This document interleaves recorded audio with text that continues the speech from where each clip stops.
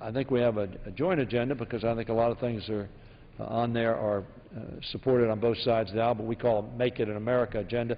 We believe this is very important for Make It in America, encouraging manufacturing here in America and job creation. Can the gentleman tell me the status of the reauthorization of the Export-Import Bank? I yield to my friend. I thank the gentleman, Mr. Speaker. I think the gentleman knows that both his staff and mine are in constant communication on this bill as late as, I think, last night, and have met to discuss the options as to how we proceed forward. Again, we are very mindful of the expiration or looming expiration or need for, if you will, the passage of this bill, and look forward to continuing to work with him and his team to make sure that we get the resolution right and are able to proceed. I thank the gentleman for those comments, and we look forward to continuing to work together. Next question I would like to ask is, clearly we're coming up on March 15th in the not-too-distant future. It's my understanding from Chris Van Hollen, who's the ranking member of the Budget Committee, that he believes that the committee will mark up a budget on the 19th with the possibility of reporting a budget to the floor on the 26th of this month. Can the gentleman tell me, is that a schedule that he contemplates, and is that information accurate? And I yield to my friend. Mr. Speaker, the gentleman is correct. He stated the sort of series of events that we anticipate, and we look to making sure that we're doing everything to facilitate that and have the budget on the floor hopefully by the end of this month. Yield back. I thank the gentleman. Mr. Speaker, in closing, let me say that Mr. CANTOR and I had the opportunity to speak on the floor today. We spoke on behalf of a resolution that was passed overwhelmingly unanimously that spoke to commemorating the march that both the Majority Leader and I have participated in the past. I'll be participating in again this weekend. A march commemorating the march across the Edmund Pettus Bridge from Selma, intended to march to Montgomery. Today was a day of unity on the floor of this House, in which Mr. Lundgren and Mr. Lewis and others expressed their thoughts, as did so many of the rest of us, about how this is a great lesson on the fact that we have not always been where we promised to be as a nation, but that we made progress, and a reminder that there is still progress yet to be done. So I want to thank the gentleman from the Majority Leader for his comments that he made on the floor today and for his focus on this issue. I yield to the gentleman. Mr. Speaker, I thank the gentleman and would say that the gentleman has been a huge supporter and participant in the pilgrimage to Alabama, marking that event, that day in history, and look forward to his participation in the process of making sure that the House historian has the necessary information to accurately reflect the House's role, the members of the House's role, and certainly the gentleman's role in the pilgrimage to Alabama, celebrating that event. And frankly, as he indicates, Mr. Speaker, a reminder to us all that this country didn't always get it right, but we are continuing to work together to make sure that we are that land of equal rights and opportunity for all. And I yield back. I thank the gentleman for his comments, and as he observes, House members have participated in this. There's a wonderful organization known as Faith and Politics. We believe strongly in the separation of church and state, but as I tell people, we do not believe in the separation of the values our faith teaches and the policies that we pursue. And there is that discussion. Multi-faiths represented in those discussions, and as the Majority Leader and I are of different faiths, we are of one mind and with respect to ensuring the values of our respective faiths are realized in our public policies. And unless the gentleman wants to say something further, I'll yield back the balance of my time, Mr. Speaker. God, how calm was that? Jeez. For what purpose does the gentleman from Virginia seek recognition? Mr. Speaker, I ask unanimous consent that when the House adjourns today, it adjourn to meet at noon on Monday next for morning hour debate and 2 p.m. for legislative business. Objection, so ordered. Entertain requests for 1-minute speeches. For what purpose the gentleman from Texas? Request permission to address the House for 1 minute to revise and extend my remarks. Without objection, so ordered. Mr. Speaker, 2 American soldiers were killed today in Afghanistan. And while our amazing troops are still in the rugged field of battle fighting people who kill in the name of religion, a new field is getting ready for its grand opening at Guantanamo Bay. Finishing touches are being put on a swanky, high-dollar soccer field for criminal terrorist detainees at Gitmo. And of course, Americans are picking up the $750,000 tab for the recreation facilities for these criminals. Now, isn't that lovely? The U.S. government is giving these radical extremists access to the soccer field for 20 hours a day. What follows? A terrorist soccer league? These radicals should be doing hard time, not soccer time. Our government has no business building this tropical Caribbean recreation facility for terrorists. It is disrespectful and insulting to all who are victims of these killers. What's next at this terrorist playground? A tiki hut and bar on the beach? This ought not to be, but that's just the way it is.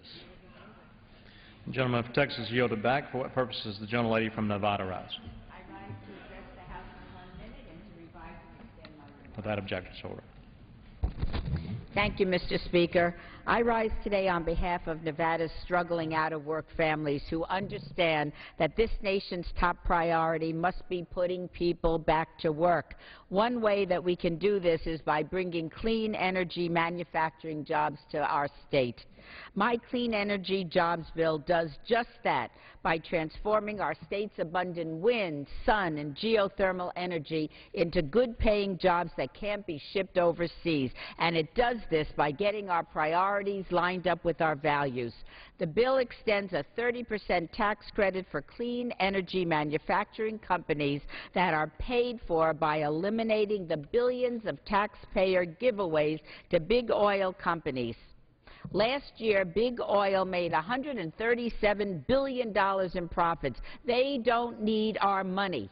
Unfortunately, Washington Republicans just don't see it that way. In fact, the Republicans vote time and again to protect taxpayer-funded handouts to greedy oil companies. Those are the wrong priorities for our nation, and they're certainly the wrong priorities for the state of Nevada. With rising gas prices, it's time to hold big oil companies accountable and make Nevada the hub of our clean energy jobs future. I urge swift passage of this bill, and I yield back the balance of my time. And the gentlelady from Nevada yields back. What purpose does the gentleman from Indiana rise? Asked to address the House for 1 minute, revise and extend my remarks, Mr. Speaker. So ordered. Mr. Speaker, there's a lot of issues being debated here in our nation's capital, but Hoosiers are talking about just one thing, and that is rising prices at the pump. The average price of gasoline in Indiana right now is $3.82 a gallon. That's 10 cents higher than the national average. And it's worth noting that when President Obama came to office, the average price of gasoline nationwide was $1.79. Now, this administration, pushed cap and trade, a national energy tax that the President said would cause utility rates to skyrocket. They pushed it through regulations, even though it didn't make it in the Congress. They suspended deep water drilling in the Gulf of Mexico for a time. They placed the entire Pacific and Atlantic coasts off limits to drilling, refused to explore Alaska, decreased production across the western part of our nation, and most recently rejected the Keystone XL pipeline. I say, and I take no joy in saying this, Mr. Speaker, but rising gasoline prices are a natural result of the policies of the Obama administration, and this administration must change course. It's time that we enact an all-of-the-above energy strategy that includes more access to America's energy reserves, more alternative energy sources, encouragement of conservation, That's how we will tackle this crisis. I rise on behalf of hardworking Hoosiers and everyday Americans who are struggling with the prices at the pump on this first day in March to say to this administration, accept the Keystone Pipeline, approve more domestic exploration, abandon your headlong rush toward regulation and a national energy tax, and let's give Americans real relief at the pump as this spring begins.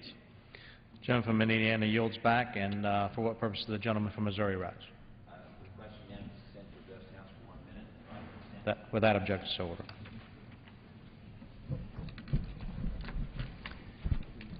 Thank you, Mr. Speaker. I rise today to pay tribute to the Bosnian people as they celebrate the 20th anniversary of Bosnia-Herzegovina's independence. As founding member and co-chairman of the Congressional Bosnian Caucus and having the distinct honor of representing a growing, vibrant community of Bosnian Americans in St. Louis, Missouri, one of the largest Bosnian American communities in the U.S., I'm pleased to recognize the Bosnian Independence Day with my constituents and people of Bosnia.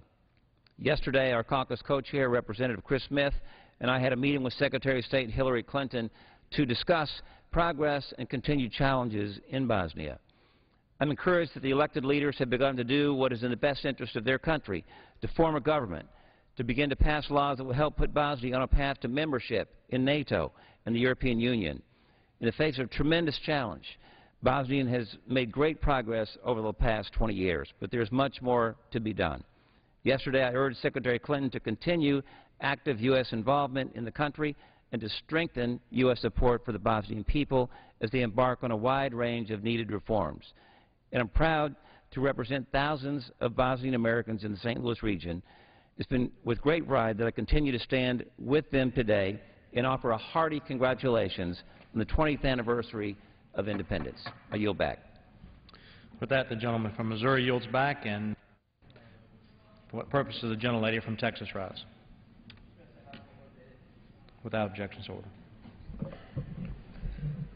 Speaker, I wanted to rise to the floor to add my appreciation and celebration of H.Res. 562, directing the Office of the Historian to compile oral histories from members of the House of Representatives involved in the historic and annual Selma to Montgomery, Alabama March, and certainly those who started in 1965. Let me first of all thank the sponsor of the bill, Terry Sewell, and acknowledge that I've had the privilege of marching across the Edmund Pettus Bridge for almost 2 decades with the Faith and Politics organization and John Lewis.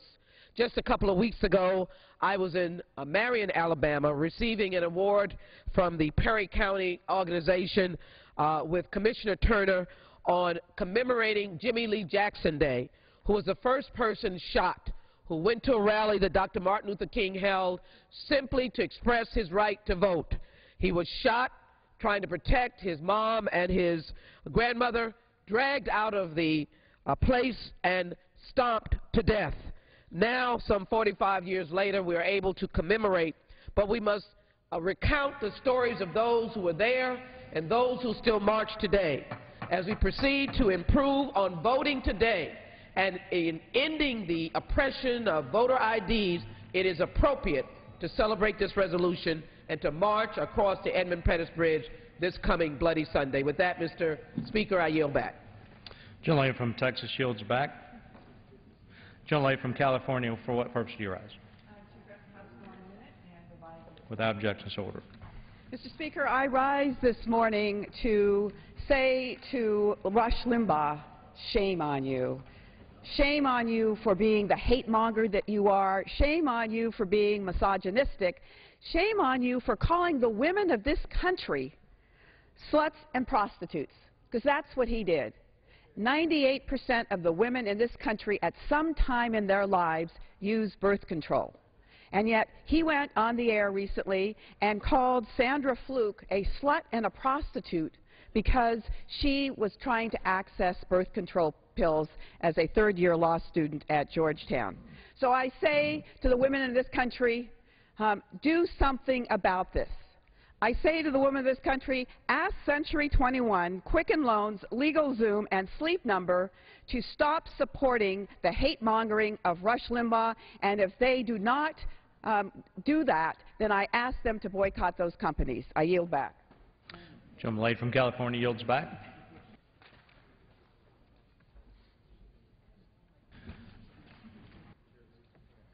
Chair for the House of Foreign Correspondents, leave of absence. Leave of absence requested for Mr. Shimkus of Illinois for today. Without objection, the request is granted. Under the Speaker's announced policy of January 5, 2011, the gentleman from Michigan, Mr. Conyers, is recognized for 60 minutes as the designee of the Minority Leader.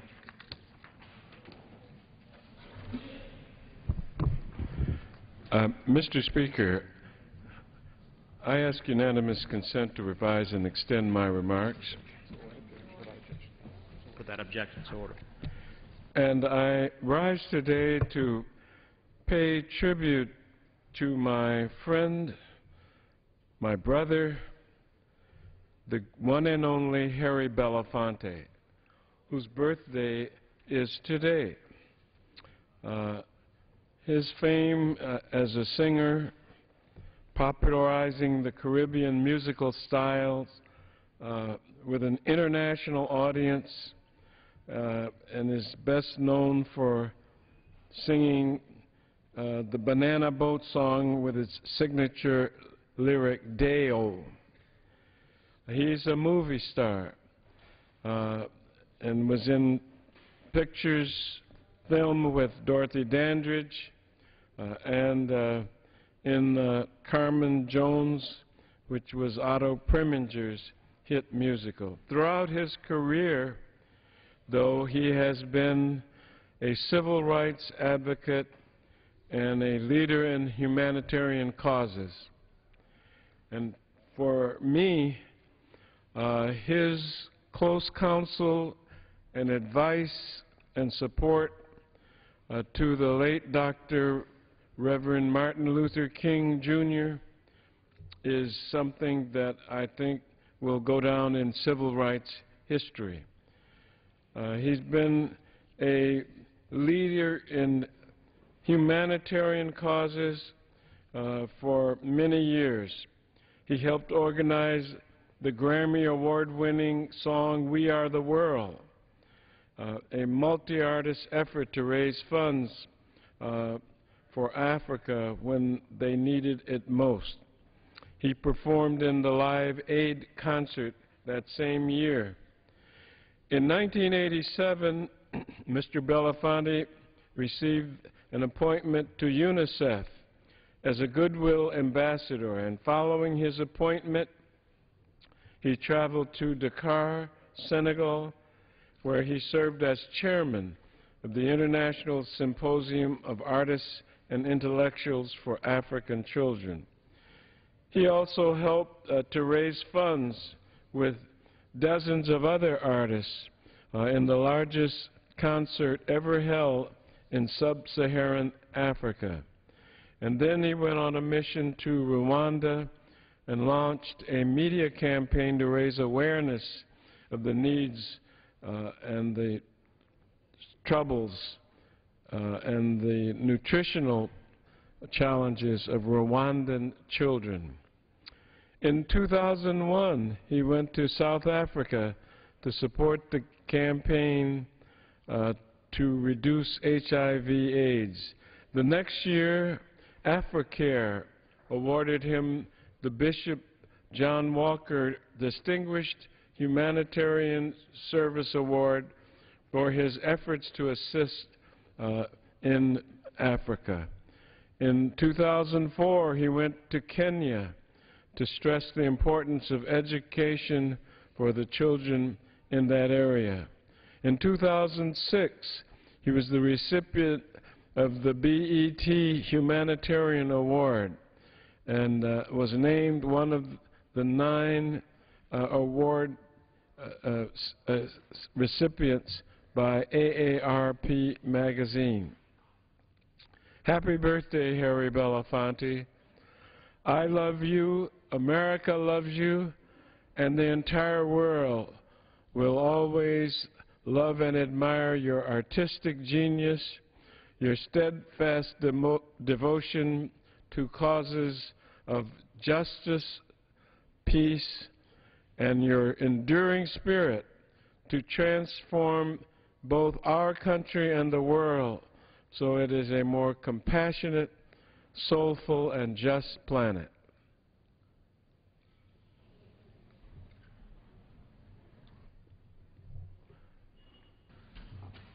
Does the gentleman yield back?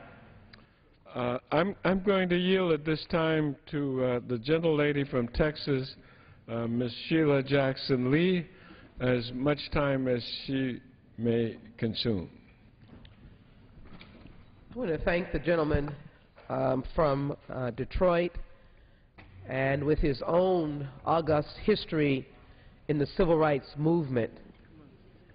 And as they say, he is no short man when it comes to the work that he has done, more than one that we note him for and thank him for in the hiring of Rosa Parks and the friendship with Dr. Martin Luther King. John Conyers has proceeded with his legislative history from the time of his embracing of the 1965 Voting Rights Act, and then ongoing, where we have joined on that committee dealing with issues of police brutality, dealing with issues of voter protection, dealing with the reauthorization of the Voting Rights Act, dealing with the maintaining of the Constitution through one impeachment proceeding for me and 2 impeachment proceedings for John Conyers. We know from which he has spoken, and beyond a whole litany that I could give in terms of giving rights to people, his dear friend Harry Belafonte is about to approach a wonderful birthday. And since I count Mr. Belafonte both hero and friend, I wanted to join briefly for a moment in among some other issues that I'm going to discuss, is to again thank a warrior for peace and justice, and one who, let me just say that he would not say sacrifice, who wanted to ensure that the movement leaders, Dr. King, Hosea Williams, Andy Young, James Orange, the soldiers in the Mississippi and Alabama, South Carolina, Georgia, North Carolina, and places beyond, had the kind of financial and Hollywood structure that they would argue that they were not walking along. Harry Belafonte, a significant and monumental talent of music, a boy that hailed from the Caribbean, who came to the United States with style and smoothness of voice, still kicking, still strong, still standing for truth. We know of his recent vintage that he did not mince words on wars that he thought that we should not be in, but he certainly has not traveled anywhere away from the distance of the journey that Dr. Martin Luther King walked. As Martin fell at the age of 39 in 1968, Harry Belafonte never gave up the flag and continued that battlefront to ensure that those who could not speak for themselves were heard through his wonderful and sweet resounding voice, his ability for lyrics, and his acting talent of the many movies that he allowed us to enjoy.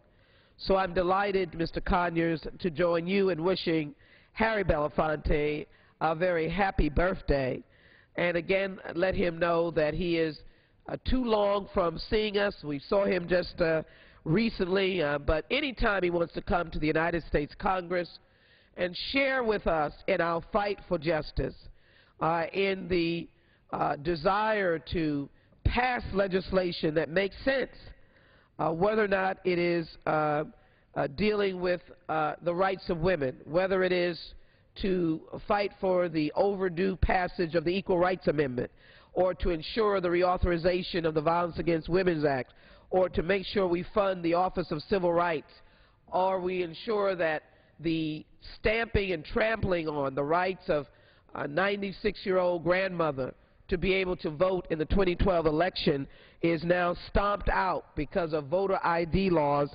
We want Harry Belafonte to know that we welcome his voice on any of these, and we would argue vigorously that he remains in our hearts and continues to be cherished by America, but also an American hero in the historic role that he plays in our history and in our musical history and the history of civil rights. So I want to thank you for allowing me to be yielded to as I proceed to utilize a continued part of this special order and this hour that I wish to do. And I want to have the appropriate break so that, Mr. Chairman, I think you are well aware that you spent your lifetime fighting for rights of women. And we have done a number of legislative initiatives that have passed through the House Judiciary Committee that I've been privileged during the short time that I've been there to be on. And certainly the constant renewal of the rights dealing with violence against women has been imperative. The recognition of the court cases such as Roe v. Wade and the issues of dealing with employment discrimination.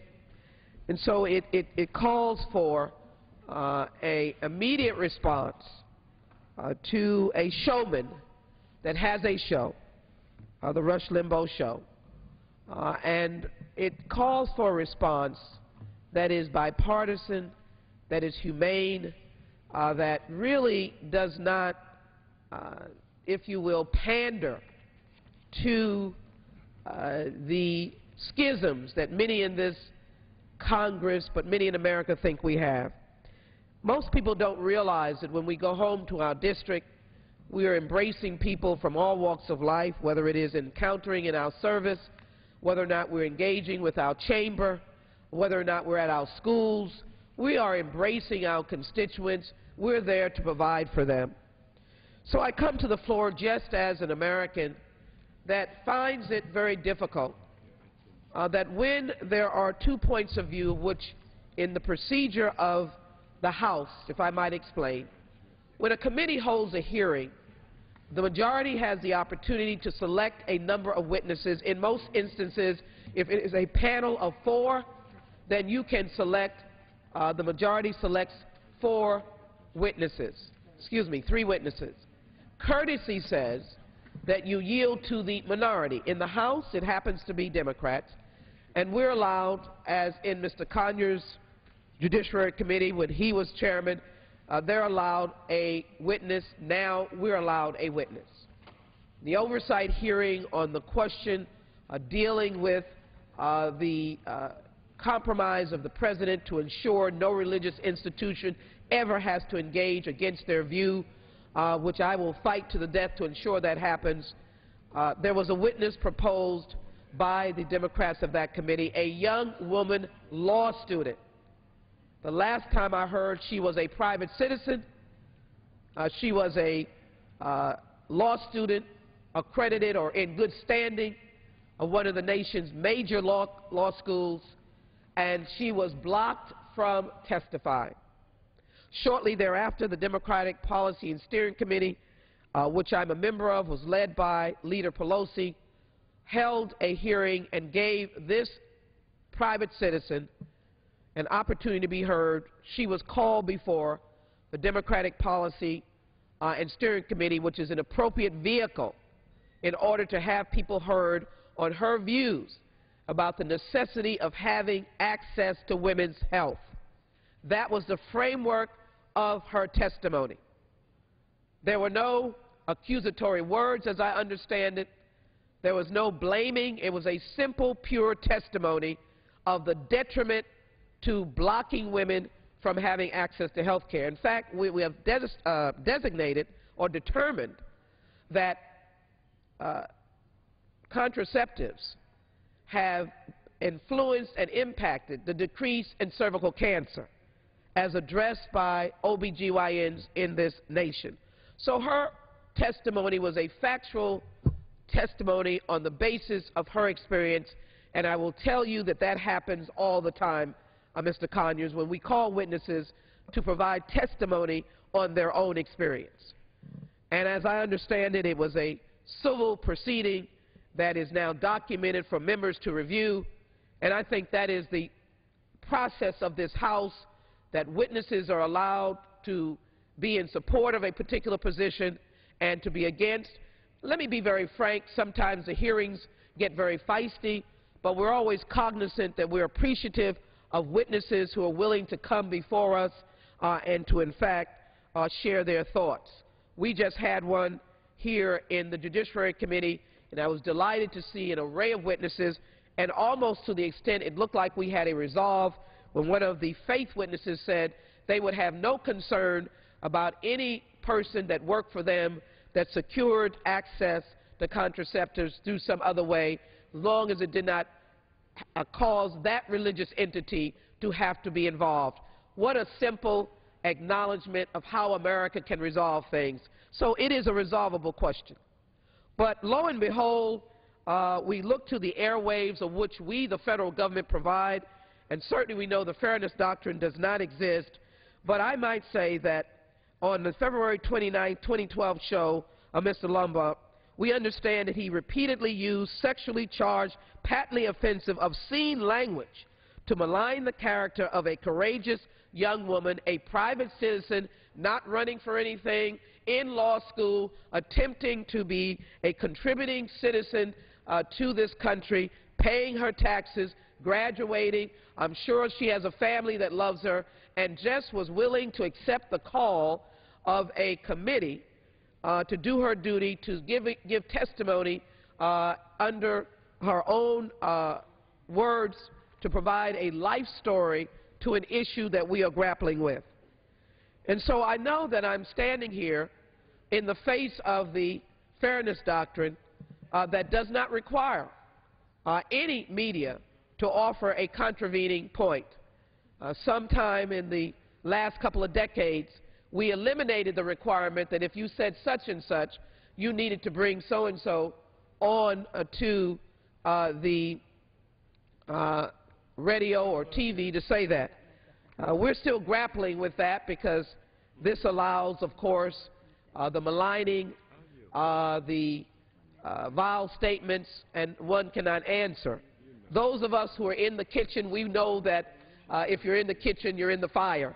Those of us who are elected, we understand that our task is simply to respond by way of our works and our deeds and to allow the national discourse to come.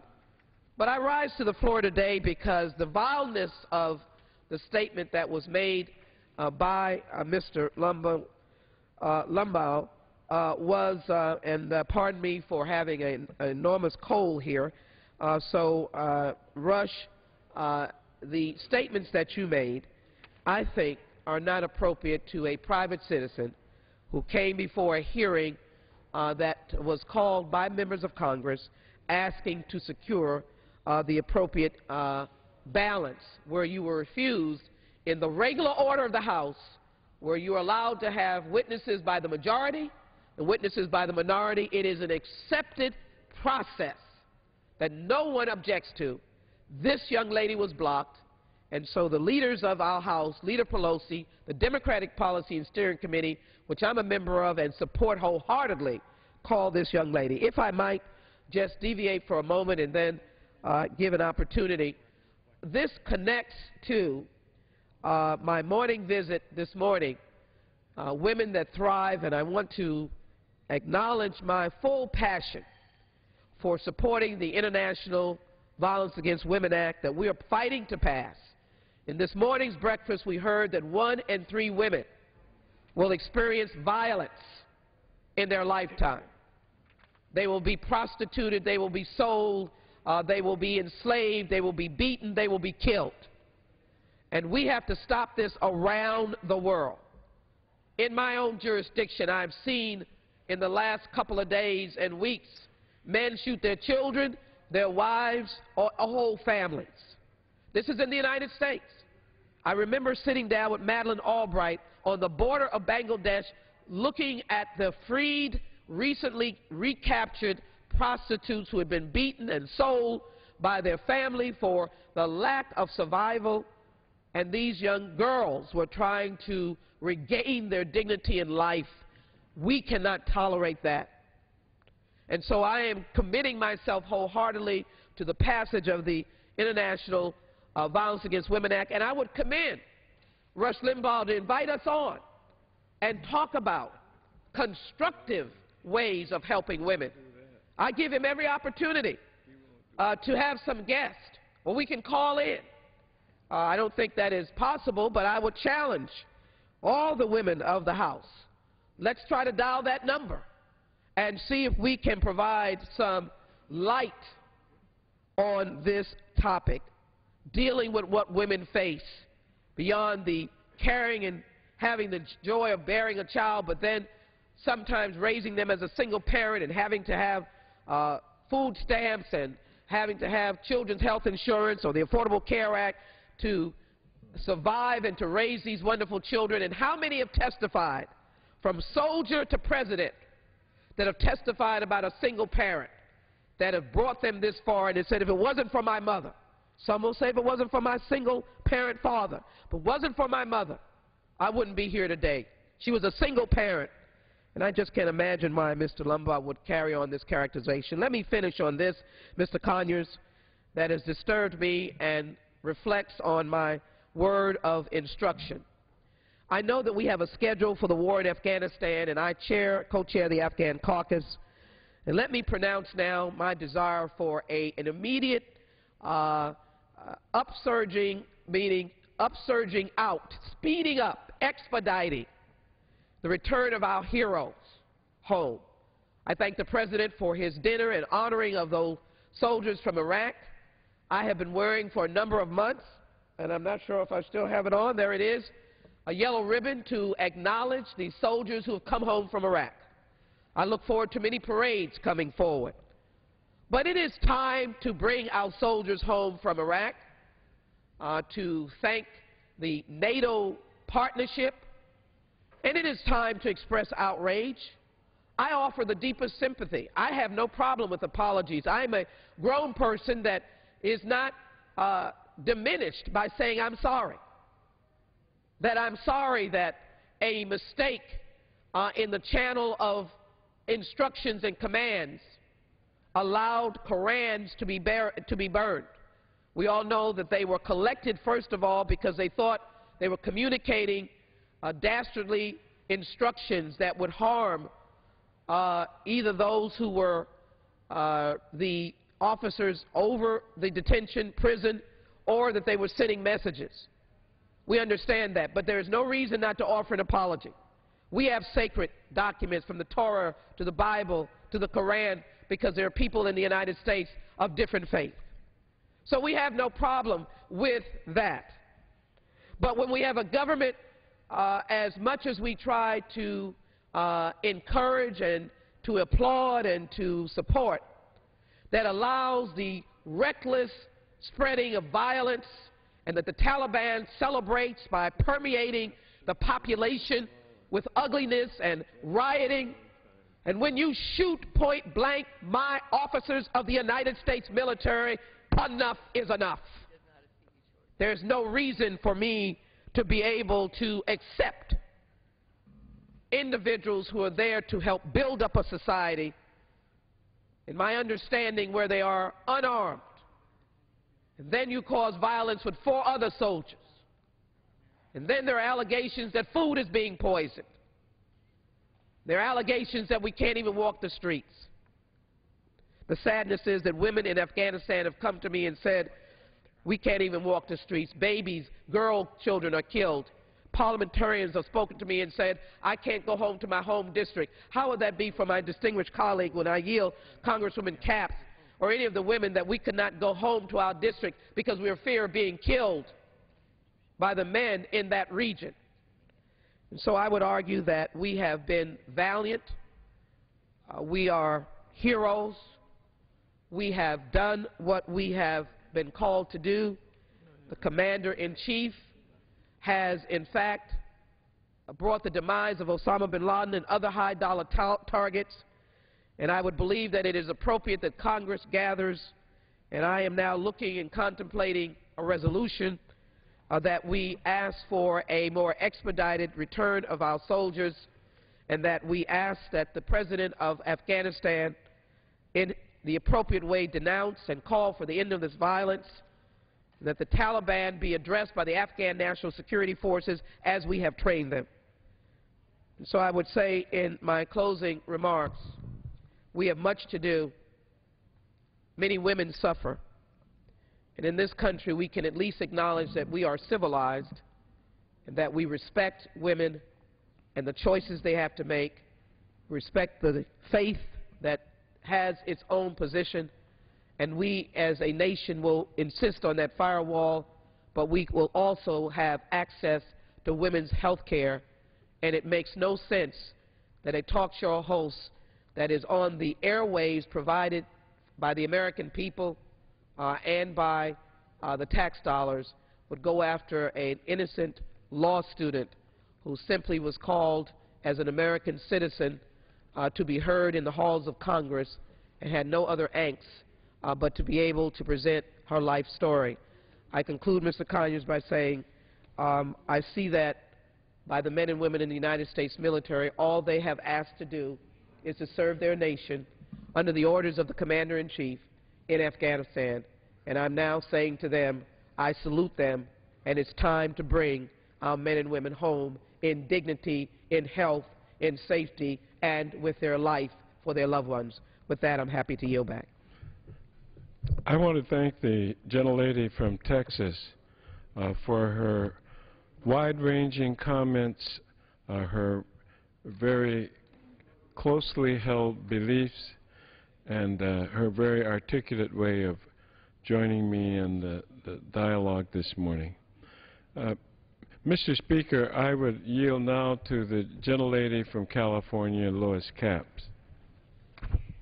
I thank my colleague from Michigan very much for yielding me this time. And, Mr. Speaker, I rise to correct the record. I mistakenly voted no just a few minutes ago on roll call 94 when I intended to vote yes. And I ask unanimous consent that the congressional record reflect that correction.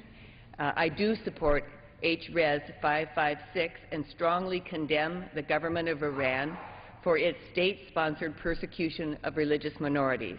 I concur with the resolution in calling for the exoneration and immediate release of Youcef Nadarkhani and all other individuals held or charged on account of their religion. And I yield back to the gentleman from Michigan and thank him for his courtesy. Mr. Speaker, I have no further requests for time, and I yield back the balance of my time. Gentlemen, yield back the balance at this time. Under the Speaker's announced policy of January 5, 2011, the gentleman from Michigan, Mr. McCotter, is recognized for 60 minutes as the designee of the Majority Leader. Thank you, Mr. Speaker. I rise to observe the loss of my friend Andrew Breitbart at the age of 43. In endeavoring to eulogize anyone, there is truly no more eloquent testament than their family, and to his wife Susie and their 4 beautiful children, our prayers, our thoughts, and our acts are with you. Professionally, in Andrew's prodigious genius that was his life's work, he tirelessly fought the good fight, and in the end gave his all with every fiber of his soul to serve his fellow human beings and his country.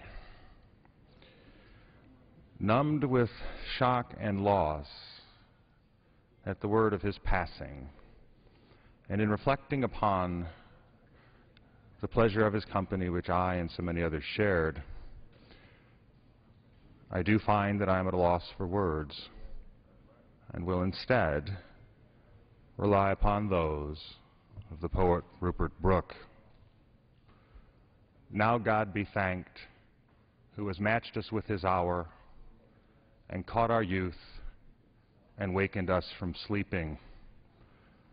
With sure hand, clear eye, and sharpened power, to turn as swimmers in the cleanless leaping, glad from a world growed old and cold and weary. Leave the sick hearts that honor could not move, and the half men and their dirty songs and dreary, and all the little emptiness of love. Oh, we who have known shame, we have found release there, where there is no ill, no grief, but sleep has mending. Not broken save this body, lost but breath.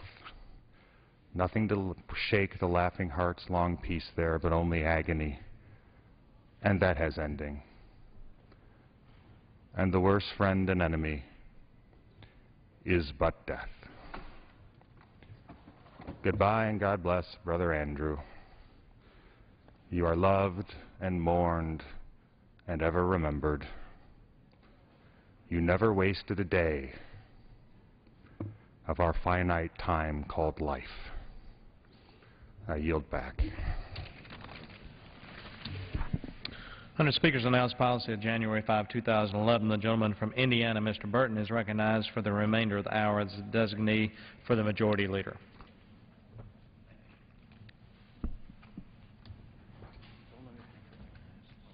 Mr. Speaker, I ask unanimous consent to revise and extend my remarks. Mr. Speaker, I was talking to my good friend on the other side of the aisle, Democrat Greg Meeks, the other day, and Greg said that if we would raise taxes, put taxes on the table, that he would be willing to put cuts in entitlements and other things on the table in an equal measure. And I told him that there was no way that we could raise taxes enough to offset the things that really needed to be dealt with. We've got to control spending. We've got to cut spending. We've got to look at the entitlements and the rules and regulations that we have to live by, and make dramatic changes in government if we're going to balance the budget. This year, we have reached over $15 trillion in debt. $15 trillion. That kind of goes right past most people because they can't imagine what $1 trillion is. But $15 trillion, just to put it in perspective, it took the presidencies of George Washington all the way to Bill Clinton to amass the same amount of debt that President Obama has racked up in 32 months. Now think about that. From George Washington to Bill Clinton, the amount of money in debt that we've added has been reached in 32 months by President Obama. We have to get control of spending. It's absolutely essential. Otherwise, we'll be in the same shape as many of those countries in Europe, like Greece. The President's solution to the burgeoning problem is to increase taxes, as I said.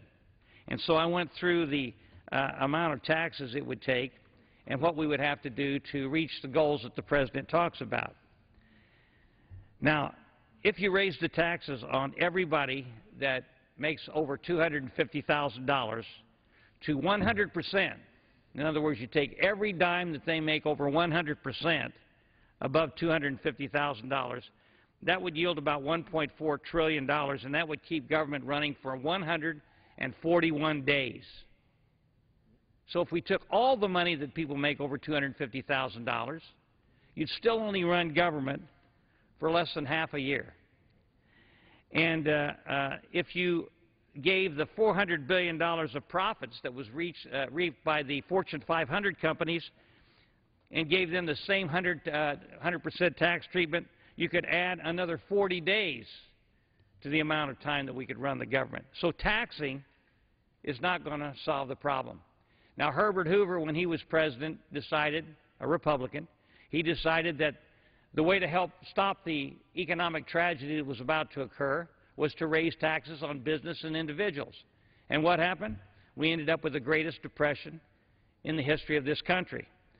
Now, President Obama said the one thing that you don't want to do during a time of recession is raise taxes, and yet that's what he's advocating, and my Democrat colleagues are advocating right now. Raise taxes during a time of economic recession. And when people talk about unemployment in this country, they say, well, now it's 8.2%. But if you look at the people who have dropped off the unemployment rolls and those who are underemployed, the unemployment rate's probably closer to 15%. So the figures we're getting from the administration is really not that accurate.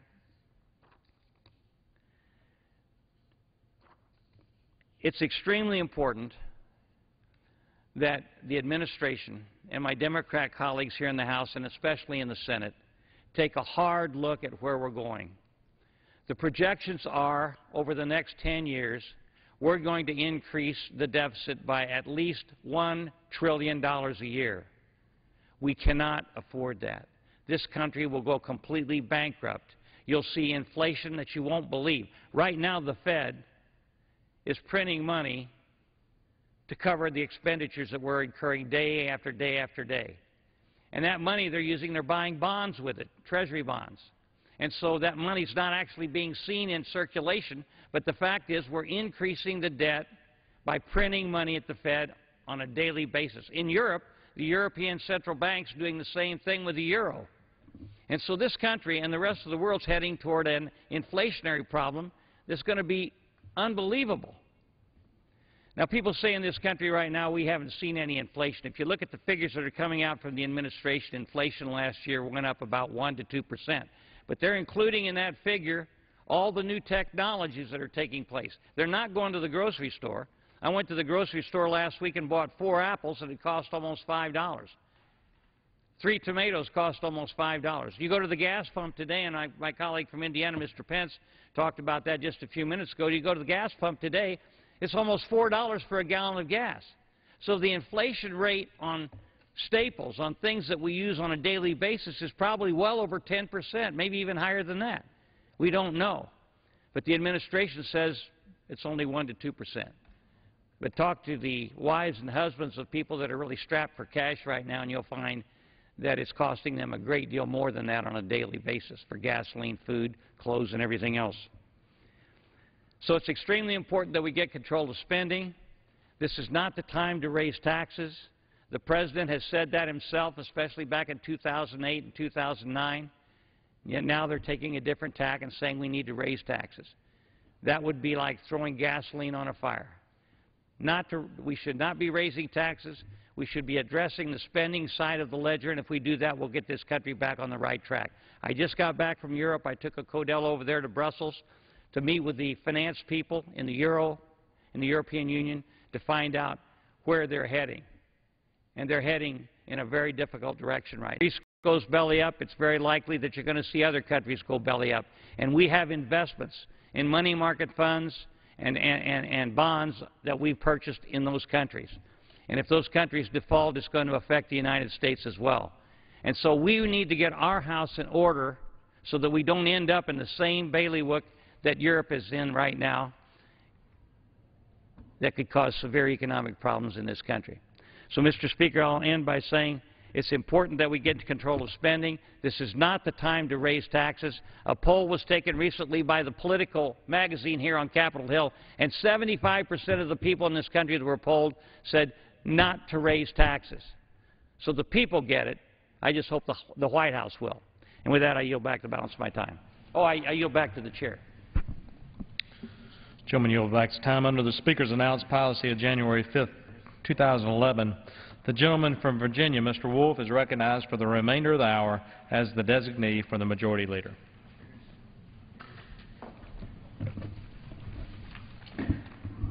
Thank you, Mr. Speaker. I ask unanimous consent to revise and extend. Mr. Speaker, just today we heard reports that 2 more American service members in Afghanistan were gunned down by the very security forces they are helping to train. Unfortunately, this is not an isolated incident. Last week, 2 Army officers were gunned down inside the Afghan Interior Ministry. Attacks by Afghan soldiers and security forces have accounted for nearly 70 deaths since 2007. The U.S. military did a report on this phenomenon and referred to as green-on-blue attacks and determined that they are turning into a growing systematic threat to our military personnel in the region. These are not U.S. deaths from combat with Taliban and other insurgent groups, although some of the perpetrators likely hold Taliban sympathies. These attacks are by the very forces our military is trying to train to take control of their own country, a significant component of the Obama administration military drawdown strategy. What are American forces to do when they doubt whether they can trust those who wear the uniform of an ally we are spending blood and treasure supporting? These attacks further complicate U.S. strategy. Mr. Speaker, Congress and the Obama administration need to realize that these things are not going well in Afghanistan, and it has nothing to do with the capabilities of our troops. Not only are Afghanistan security forces gunning down their American advisors, terrorist insurgent groups continue to find sanctuary in tribal wilderness areas of Pakistan. In January, the most recent national intelligence estimate printed a very bleak picture of the war in Afghanistan and the future of U.S. operations in the region.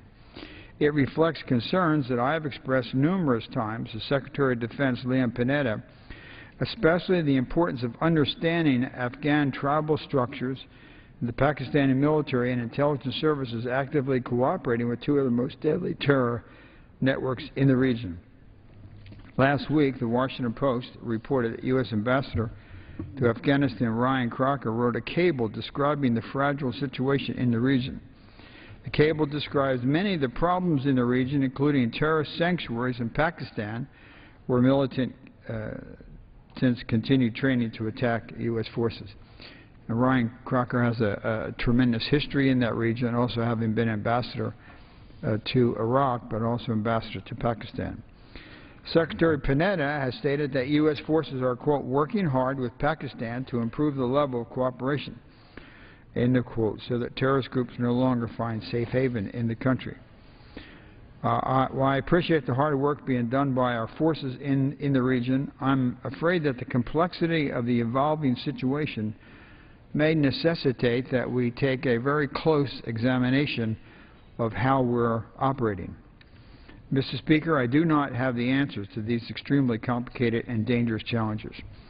But last year, the Congress gave the Obama administration the ability to create an Afghanistan-Pakistan study group, an independent panel of 5 Democrats and 5 Republicans who love their country more than they love their political party.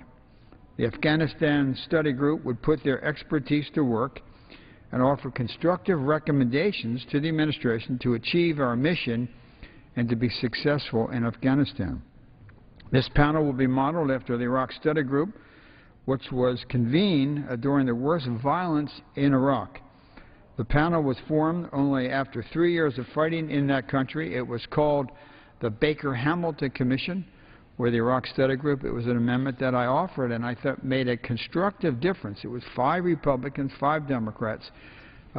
Secretary Gates served on the commission. Secretary Panetta served on the commission. Ed Meese, fine people, distinguished people, people of integrity and good judgment, and they came up with some good recommendations. I've urged Secretary Panetta repeatedly to embrace this tried and tested model, this time for the nation's longest war. 5 Republicans, 5 Democrats, all people who are no longer involved in a political process but have understanding and knowledge both from a diplomatic and a military point of that region, both with Afghanistan and with Pakistan.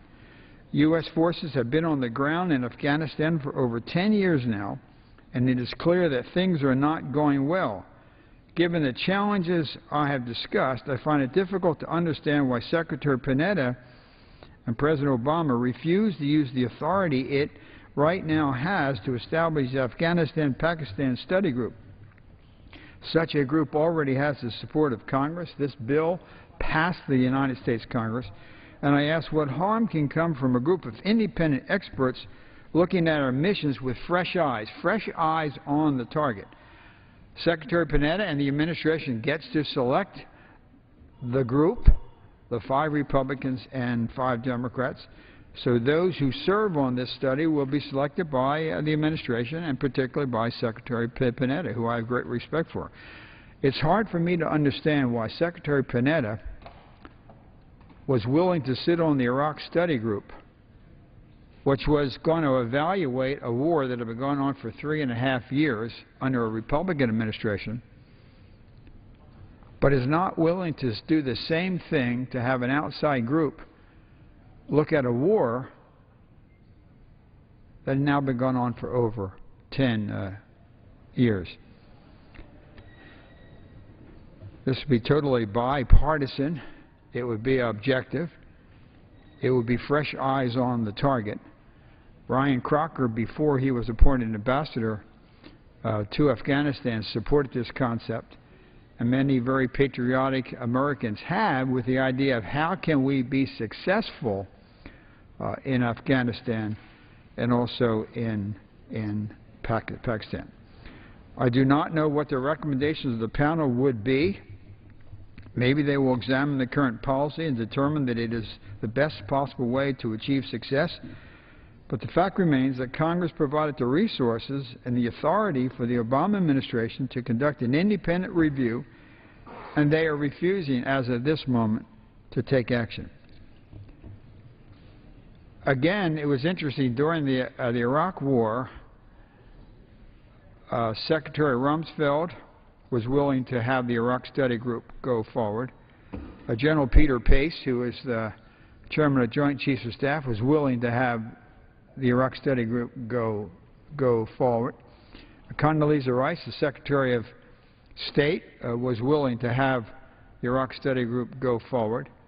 Mr. Steve Hadley, the National Security Advisor, was willing to have the Iraq Study Group go forward. They picked two outstanding Americans. Probably could not have had finer people. Former Secretary of State Jim Baker and former Congressman Lee Hamilton, who was head of the co-chairman of the 9/11 Commission, was chairman of the Intelligence Committee, and has done a lot of very good things. It was a bipartisan effort. Again, we had people like Secretary Gates and we had Attorney General Meese, and they came together with a very constructive proposal. And as many members may remember, the surge was in the Iraq Study Group. It was on page 73. So why would Secretary Panetta, who was willing to judge activities for a war gone on for 3.5 years during the Bush administration, not be willing to have 10 objective people that he proposes, not that the Congress proposes, not that any partisan group proposes, but that he would propose, to bring fresh eyes on the target, to look to see how we can deal with the issue in Afghanistan and Pakistan and do it in a way to make sure we are doing everything we can to protect the men and women who are serving so honorably and so well our nation. I believe also, Mr. Speaker, it's a moral issue too. I believe we owe this. We owe this to the men and women who are serving, and we also urge it to the families. If other members care, I would ask you to look at the language and then also write a letter to Leon Panetta. Leon Panetta is a good man. I serve with him here in the House. He loves his country. I think he's working very, very hard. The people serving in the military at the Pentagon are very committed, very capable people. But like anything else, sometimes a fresh approach or fresh eyes. Again, I think that would be very good for our country and something that we owe to the men and women who are serving in the military and to the families. And with that, Mr. Speaker, I yield back the balance of the time.